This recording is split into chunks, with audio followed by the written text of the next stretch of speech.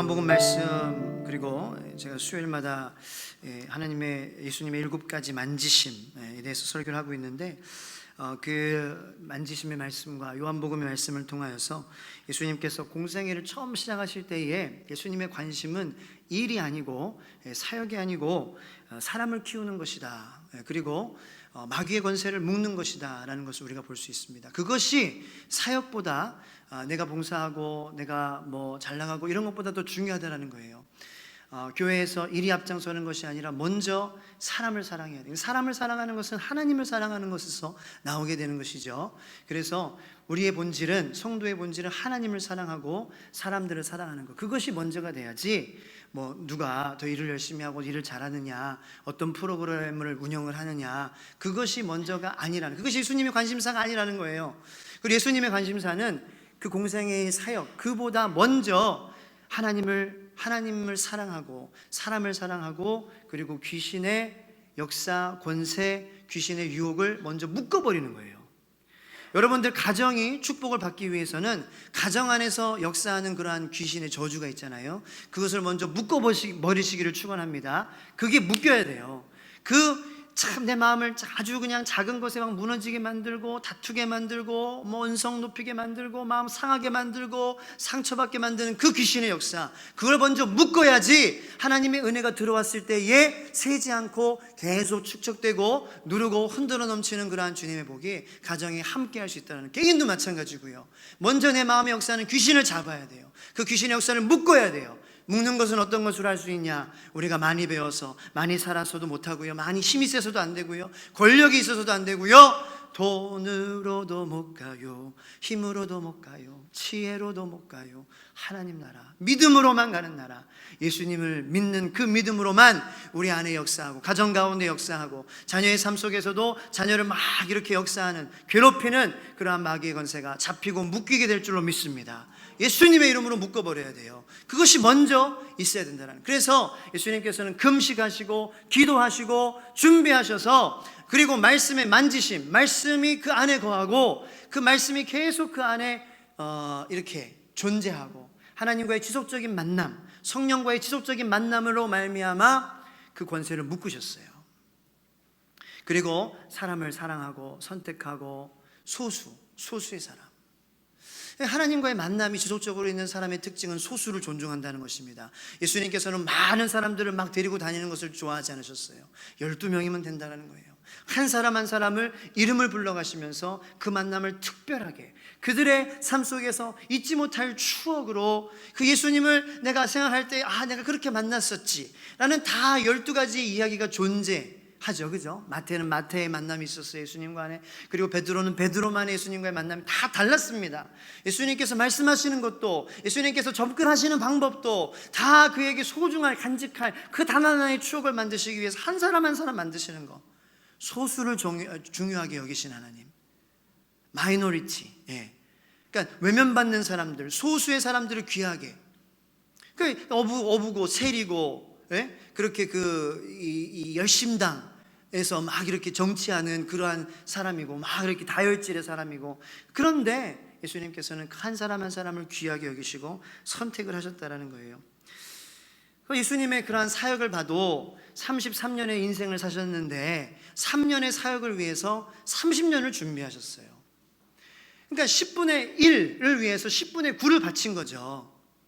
그러니까 우리의 삶도 너무 막 이렇게 드러나고, 이렇게 이 사역을 하고 일을 하고, 이것은 10분의 9의 준비가 있을 때에 자연적으로, 아무리 10분의 1이고 3년의 짧은 사역이었지만 그 10분의 9의 준비 때문에 하나님과 매일 만나고, 말씀과 매일 만나고, 성령님과 매일 만나서 만지심을 받았기 때문에 그 10분의 1의 작은 양이었지만 하나님께서는 그거를 3배, 6배, 60배, 100배 해주시는 그러한 것이 하나님의 역사인 줄로 믿으시기를 축원합니다. 그것이 여러분들의 삶에서도 일어날 수 있다라는 거예요. 반드시 일어나는 거예요.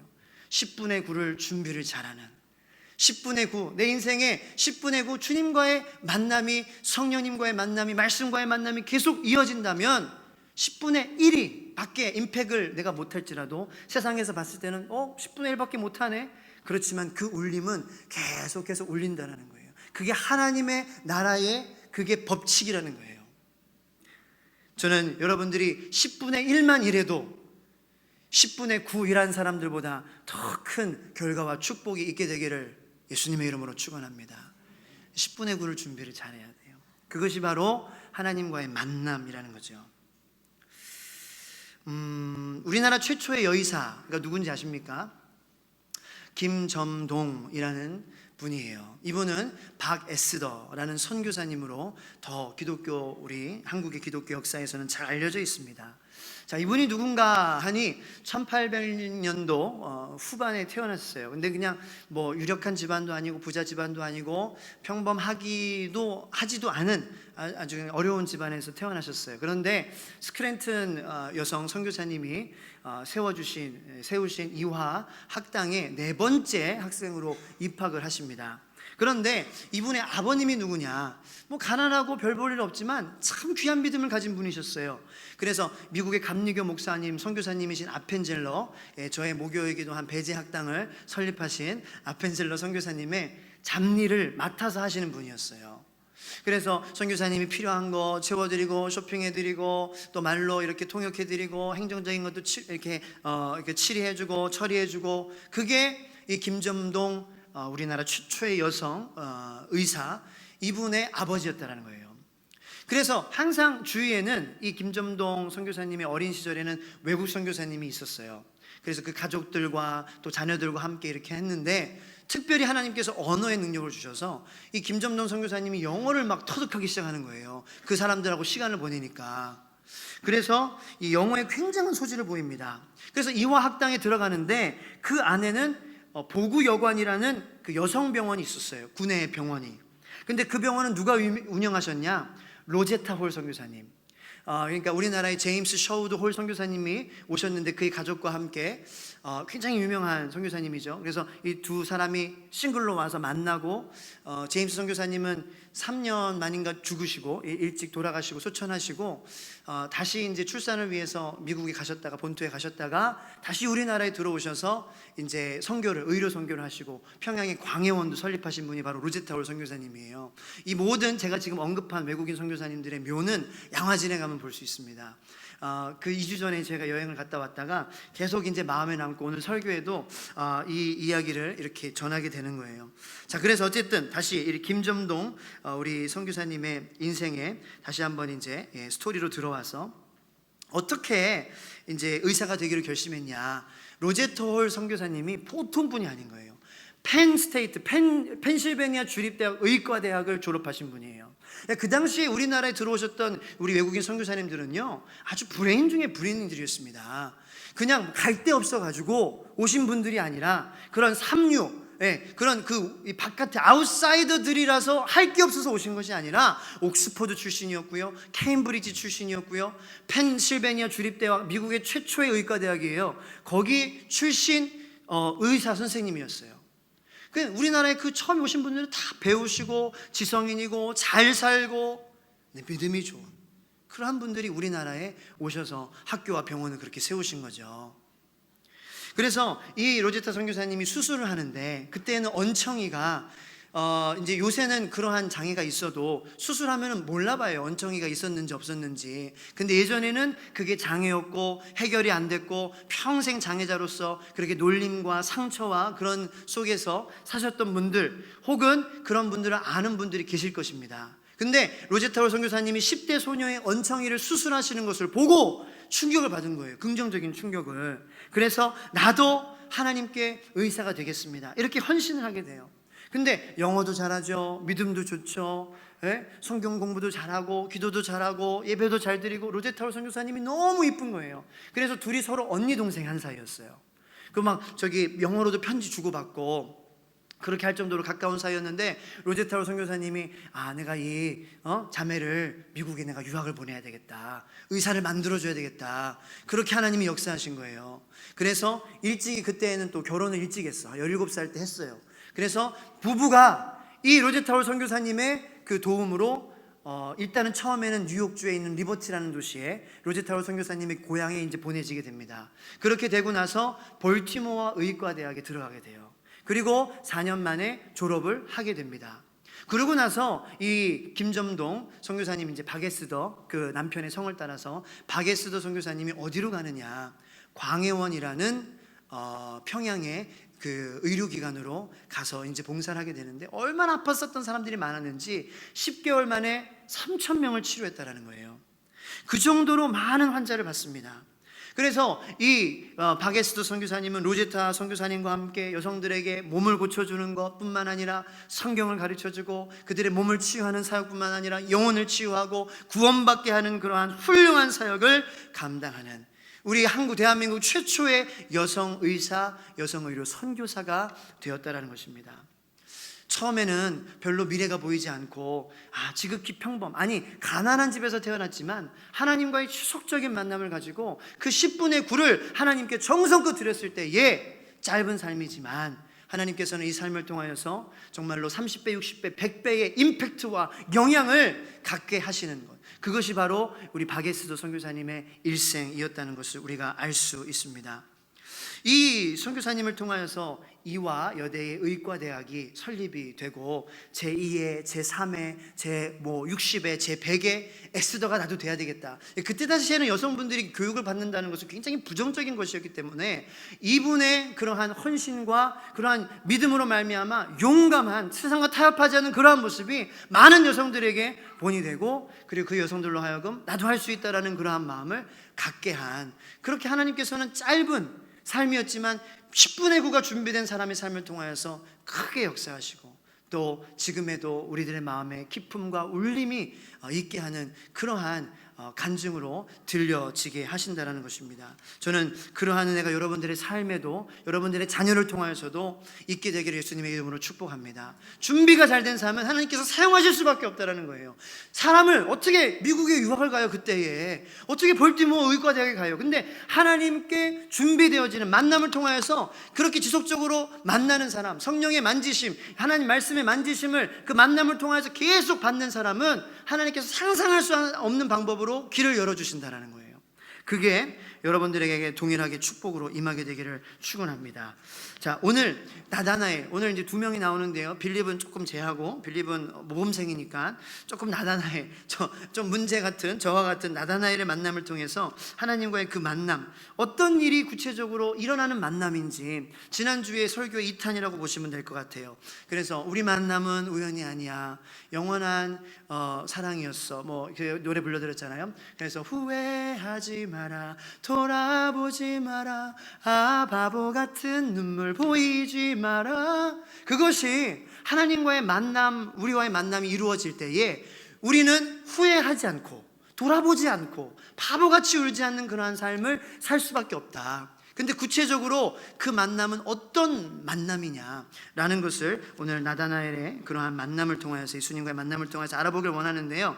자, 일단은 진동케 하는 만남이다. 오늘 말씀의 제목과도 같이 하나님과 내가 만나면은 흔들린다라는 거예요. 흔들린다, 진동케 된다. 여러분들 비행기 타보셨죠? 비행기 타시면은요, 난기류 때문에 비행기가 어떻게 됩니까? 흔들리게 돼요. 왜 그렇습니까? 이 기층과 그 위에 있는 계층이 원래는 분리되어 있는데 그 사이를 넘어가려고 하니까 내 영역이 아닌데 이 영역에서 이 영역으로 넘어가려고 하니까 흔들리는 거예요. 제가 좋아하는 영화 중에 인터스텔라라고 크리스토퍼 놀란 감독이 감독한 영화가 있어요. SF 영화인데 그 영화에 나오는 쿠퍼라는 아빠가 있습니다. 그 아빠가 용감하게 아무도 가지 않는 우주에 가는 거예요. 그 우주에 가서 인류의 식량의 그러한 부족으로 인류가 멸망하는 것을 막기 위하여서 자기를 헌신해서 나가는데, 그 우주의 공간과 블랙홀의 공간으로 넘어가는 장면이 있어요. 그 장면에서 홀로 외롭게 비행기를 타고 가는데 그 공간의 영역을 통과할 때 막 흔들립니다. 진동합니다. 스파크가 일어납니다. 그리고 비행기는 부셔지려고 그럽니다. 그래서 탈출을 해가지고 결국 나오게 되는 거예요. 그런데 그렇게 고통을 겪고 진동을 겪고 나오게 되니까 새로운 차원의 세계가 열리는 거예요. 그것이 바로 하나님과 우리와의 진동케 하는 만남 이후에 열리는 그러한 놀라운 역사인 줄로 믿으시길 바랍니다.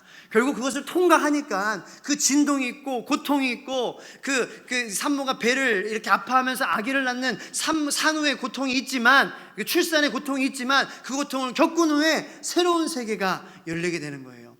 네, 이제 여기는 엄마분들은 그 새로운 세계 너무 힘들어, 안 할 거 그랬어, 그렇게 생각하시는 분도 계시겠지만, 어쨌든 자녀를 통해서 새로운 세계가 열리는 거는 축복이죠. 물론 힘든 것도 있지만, 네, 그래서 너무 어머님도 저를 미워하시지 마시기 바랍니다. 뭐 아빠가 뭘 알아? 목사님 남자인데 뭘 알아요?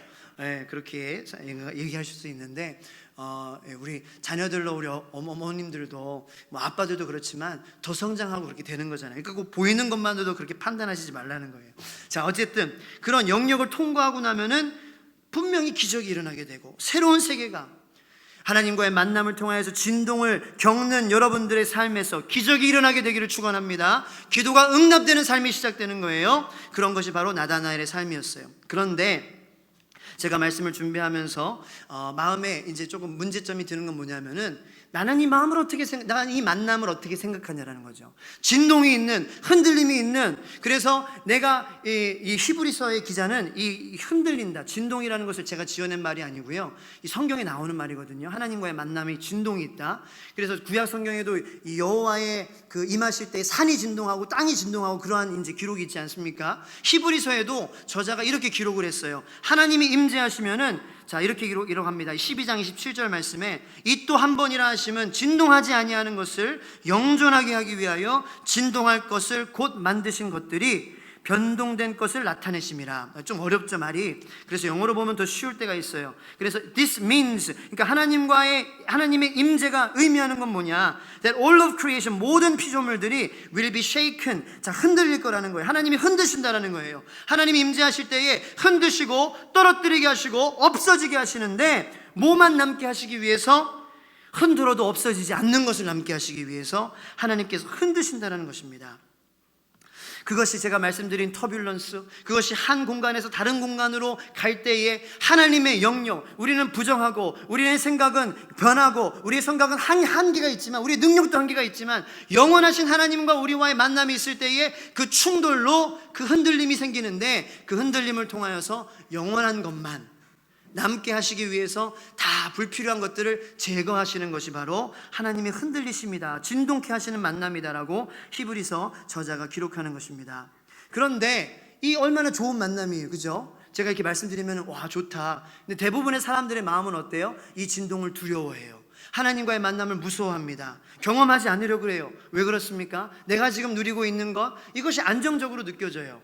이것이 세상적이고 인간적이고 내 중심적이기 때문에, 나를 중심으로 돌아가기 때문에 안락합니다. 편안합니다. 만족을 주고 쾌감을 줍니다. 그렇기 때문에 포기하고 싶지 않은 거예요. 하나님과 만나면은 분명히 그러한 생각들이 흔들릴 거라는 걸 알아요. 자, 그래서 저도 자유시간에 10분이라도 제가 정말로 기도하고 10분이라도 정말로 하나님을 만나면은 그 만남 이후에 어떠한 일이 벌어질지 압니다. 내가 10분만이라도 찬양을 정말로 집중해서 하고 그러면은 내 앉았을 때 그 전과 그 후의 마음이 달라질 것을 알아요. 그럴 수도 있지, 그럴 수도 있네, 내가 괜히 마음 썼네, 별 문제 아니네. 하나님께서 분명히 그 시간 동안에 만남을 가지면은 나의 마음을 변화시켜 주실 걸 알아요. 근데 내가 싫다는 거예요. 왜? 싫은 사람 싫어하는 게 편하기 때문에.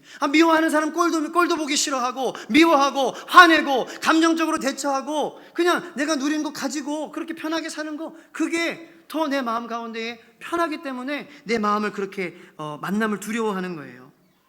그래서 저도 이렇게 이제 애들이 자고 나서 자유시간이 주어지잖아요. 그때에 5분 10분이라도 하나님 말씀으로 예수님께 기도하고 마음을 털어놓으면 분명히 하나님께서 내게 새로운 마음을 주실 거야. 근데 그걸 못하게 하는 거야. 손에 핸드폰이 안 놔지게 하는 거예요. 웹툰을 보게 하고, 뉴스를 보게 하고, 동영상 유튜브도 보게 하고, 그렇게 해서 뒹굴뒹굴 하다가 시간을 보게고 자게 되는 것입니다. 그렇게 그냥 하루를 공치게 되는. 근데 그렇게 살 수도 있어요. 네. 그렇게 한다고 해서 하나님께서 갑자기 아침에 저한테 이제 출근했을 때 직장 생활 하시는 분들은 당신 어젯밤에 하나님한테 시간 안 보냈으니 당신 자르겠소, 그렇게 하진 않습니다. 우리가 하나님과 시간을 보내지 않아도, 하나님의 임재가 있는 그런 진동하심을 겪지 않아도 여전히 살아요. 여전히 먹어요. 여전히 벌어요. 여전히 우리 인정받을 사람들은 인정받습니다. 그런데 저는 여러분들의 감성이 아닌 이성에 호소하고 싶습니다. 여기 계신 모든 분들 다 동의하시지 않겠습니까? 뭐냐? 우리 인생의 마지막에 우리가 뵐 단 한 분, 그분은 사람이 아니고요, 우리를 좋아해주는 사람이 우리를 만나는 것이 아니고요, 이 세상에 우리가 마지막에 뵐 분은 단 한 분, 하나님 한 분뿐이라는 거예요. 그것을 부인하거나 아니면 나는 다른 사람을 만날 계획을 갖고 있다, 그러신 분들은 여기 없을 것입니다. 나를 주인으로 삼으시고 나를 만드시고 창조하시고 사랑하시는 하나님을 우리가 뵈게 될 거라는 거예요. 근데 그 하나님 앞에서 우리가 하나님, 저 인생을 통해서 잘 먹고 잘 살았습니다, 그거밖에 안 했어요. 하나님 대단하죠? 이렇게 할 수 있냐?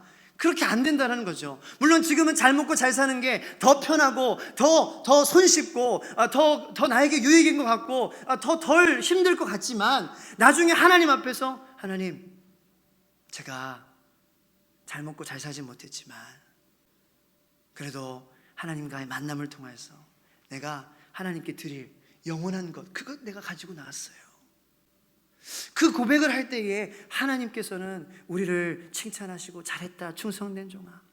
그런데 하나님, 저는 잘 먹고요, 돼지고기도 잘 먹고요, 햄버거도 잘 먹고요, 저는 소고기도 잘 먹고요, 먹기만 했어요. 잘 살기만 했어요. 저 칭찬해 주세요.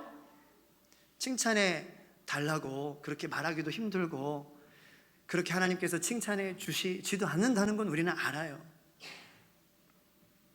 굉장히 낯뜨거워지는 상황, 우리가 부끄러움을 당한 상황이 반드시 그냥 잘 먹고 잘 사는, 마치 이스라엘의 1세대 백성들과 같이 광야에서 살기는 살지만 그냥 사는 인생.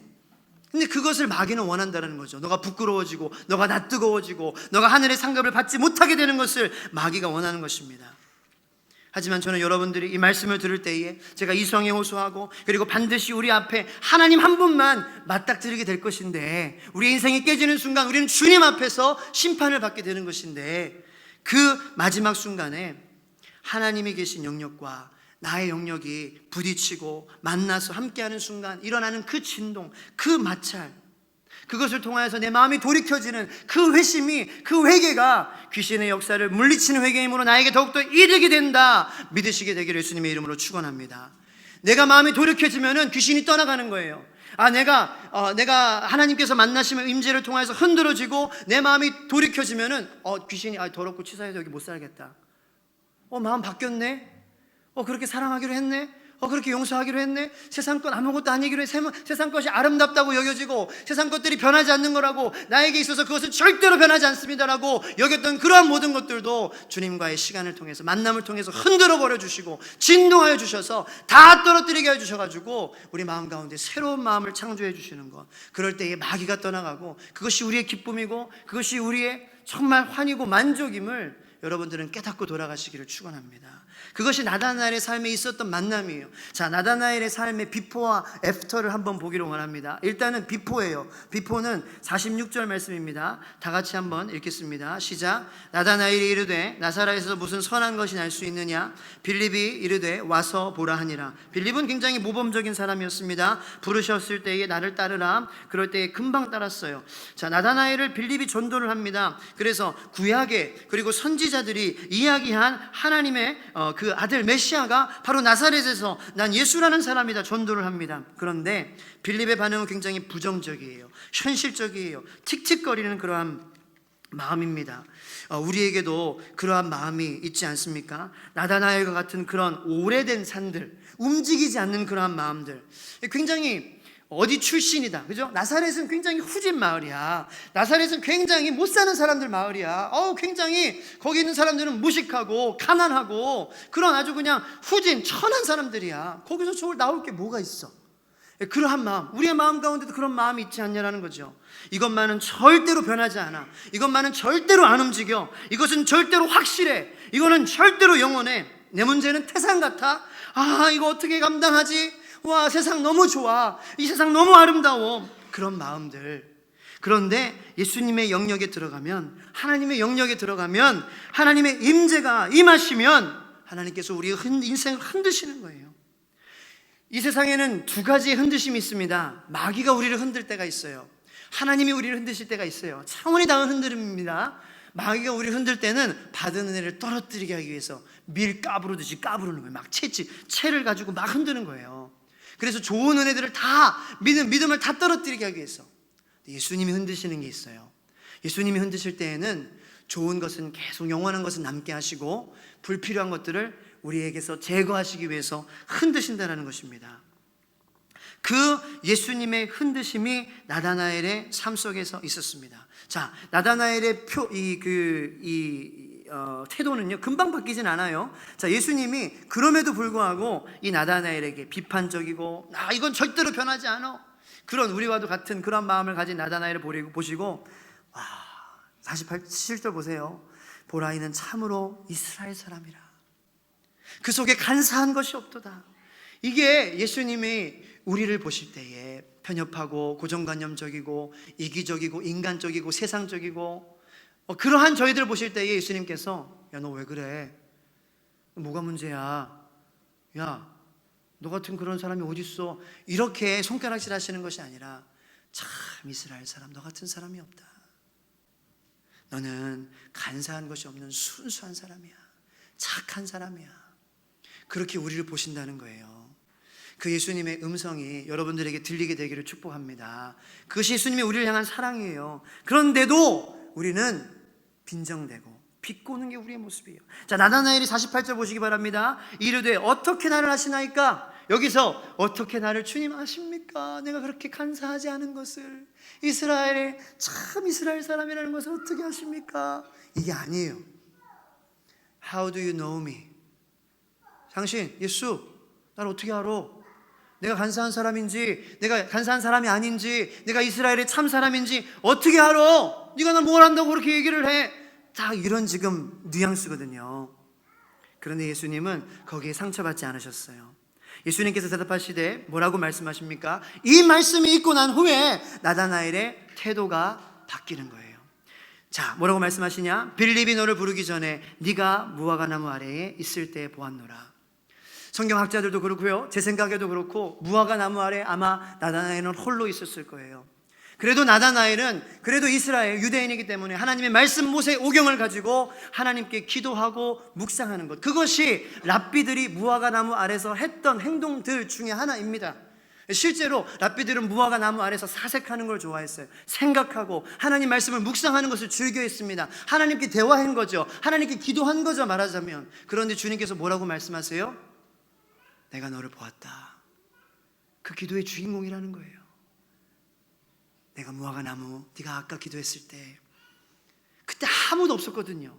나다나엘 홀로 있었거든요. 나다나엘은 여호와 하나님을 생각하면서 묵상하고 그 말씀을 되새겼거든요. 그 하나님, 여호와 하나님에게 대화했거든요. 그런데 예수님께서 내가 너를 보았어. 하나님, 나야. 너같이 뺀질거리고 편협하고 이기적이고 인간적이고 고정관념에 사로잡혀 있는 너, 그런 너를 내가 사랑한다. 내가 이 땅에 말씀이 육신이 되어 그런 부족한 너이지만 그래도 너를 내가 사랑하고 아껴주는 그 하나님이 바로 나야. 이분이 하나님이구나 깨달은 거예요. 예수님이 하나님이구나. 예수님이 나를 그럼에도 불구하고 사랑을, 내가 이렇게 비꼬는 마음으로 빈정대고 내가 이렇게 치사하고 내가 이렇게 참 고정관념에 사로잡혀 있는 그런 편협한 사람이지만 나를 이렇게 사랑하는구나. 하나님이 나를 사랑하셔. 하나님이 나를 만나러 오셨어. 그러니까 탈탈탈 털리는 거예요. 어떻게 그럴 수 있지? 나사렛에서는 절대 그럴 수 없어라는 고정관념이 깨집니다. 이거는 변하지 않을 거야 라고 생각했던 것들이 깨집니다. 나의 마음 가운데에 이떠한 상처들이 깨지게 되기를 축원합니다. 나의 마음 가운데 있던 그러한 모든 쓴뿌리들이 예수님과의 만남과 진동을 통하여서 여러분들 마음을 힘들게 하고 어렵게 하고 비관적으로 낙관적으로 생각하고 비판적으로 생각하고 편협적으로 생각하고 부정적으로 생각하고 그렇게 생각했던 모든 우울한 생각들이 예수님과의 만남을 통하여서 그 흔들림으로 통하여서 다 떠나가고 무너지게 되기를 축원합니다. 그것이 바로 나다나엘이 하나님과 만남으로 흔들림과 진동을 통하여서 겪은 그 인생, 그 만남이었어요. 그 만남을 가진 자들을 하나님께서, 예수님께서는 뭐라고 말씀하십니까? 축복하세요. 그런 그 예수님과의 만남을 통하여서 진동케 하는 만남, 흔들리게 하는 그러한 만남을 가지는 자들을 예수님께서 50절 51절에 이보다 더 큰 일을 보리라. 저는 여러분들이 지금 보이는 것보다 더 큰 일을 반드시 보게 될 줄로 믿습니다. 그것은 진동케 하시는 하나님과의 만남, 당장 보이는 그러한 내가 편하게 누리고 있는 그러한 것들에 대해서 내가 회심하고 회개하는 것이지만, 그것이 더 기쁘고 더 즐겁고 더 기다려지고 더 고대되는 것은 그런 부족한 나를 통하여서 하나님께서는 사용하시고, 그 10분의 9 준비, 그 하나님과의 만남을 통하여서 10분의 1의 짧은 삶이고 부족한 나이지만 하나님께서는 채워주셔서 계속해서 울리고 사람들에게 감동이 되어지는 그러한 하나님의 영광이 되는 그러한 삶으로 우리들을 만들어 주실 수 있다는 거예요. 그러므로 하나님의 만남을 우리가 기대하고, 하나님과의 그 진동케 하는 그 만남을 우리가 고대하고 점점 더 많이 가지고 매일매일 가지고 자주 가지는 우리가 돼야 되지 않겠습니까? 이 바게스더 선교사님은요, 참 하나님과의 그러한 만남이 있었던 사람이라는 것을, 왜냐? 그의 남편이 37살에 죽었어요. 바게스더 선교사님의 의과대학 졸업 2달을 앞두고 미국에서 이 선교사님을, 자기 아내를 뒷바라지기 위해 그 농장에 가서 일하고 막노동하고 그렇게 했는데 폐결핵으로 죽어버렸어요. 근데 이 선교사님의 자료가 남아있는데, 이 바게스더 선교사님의 자료를 보면은 이렇게 기록이 되어 있습니다. Although Mrs. Park had openings to practice in America. 그러니까 뭐냐면은 미국에서 이 선교사님이 병원에서 오라고 하는 잡 오프닝이 있었대요. 대학병원에서 존스 홉킨스 같은 그런 좋은 병원에서 오라는 거예요. 왜냐하면은 그때 나이가 27살이었어. 27살 때 닥터가 된 거예요. 메디컬 닥터가. 한국 시골에서 저기 태어난 그 사람이 영어 배워가지고 미국에서 1년도 꿇지 않고 의과대학 가면 천재 아닙니까? 미국도 알아본 거죠. 그래서 여기 병원에서 저기 병원에서 오라고 했지만 얼마나 가고 싶었겠어요. 더구나 남편도 죽었고, 하나님, 내가 하나님 일하러 왔는데 하나님 왜 우리 가족에게 이러한 시련을 주십니까? 원망할 수도 있고요, 쓴뿌리가 생기고 배신감에 쩔어서 그렇게 자기만의 삶을 미국에서 편하게 살 수도 있었겠죠, 우리의 마음처럼. 그런데 예수님을 만나니까 계속 하나님께 붙잡혀서 말씀의 만지심을 받고 성령님의 만지심을 받으니까 흔들리는 거예요. 흔들려서 그러한 생각이 털털털털 다 자기의 마음을 힘들게 하고, 안 되겠어, 못하겠어. 하나님과의 만남이 있는 순간 그 이후로는 아무것도 아니구나, 할 수 있구나, 그게 로지타 올 선교사님의 모습이었구나, 제임스 올 선교사님도 그렇게 오실 수 있었던 건 하나님과 이렇게 만남이 있으니까 별거 아니구나, 그렇게 돌아가셨는데도 다시 본국으로 와서 대한민국에 와서 그렇게 우리나라 백성들을 위해서 하신 것, 이런 거구나, 나도 할 수 있어. 그래서 돌아가셔서 결국 에스더 선교사님도 10년 만에 똑같이 폐결핵으로 죽으세요. 37살이에요.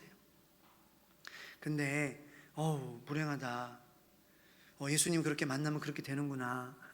겉으로는 안타까운 일이죠. 하지만 바게스더 선교사님의 삶을 통해서 나는 제2의 에스더가 될 거야, 제3의 에스더가 될 거야, 여성분들의 마음 가운데에 도전하고자 하는 마음이 생겼어요.